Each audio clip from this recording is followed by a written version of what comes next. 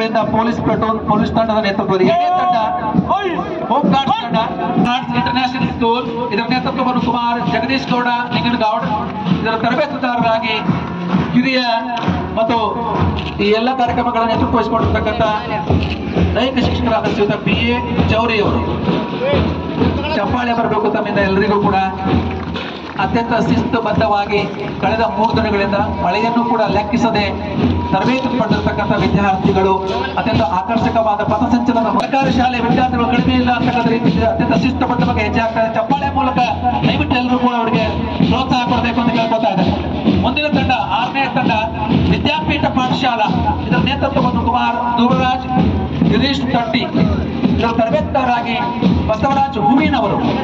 ಶಿಸ್ತುಬದ್ಧ ಒಂದು ಚಲನೆ ದಯವಿಟ್ಟು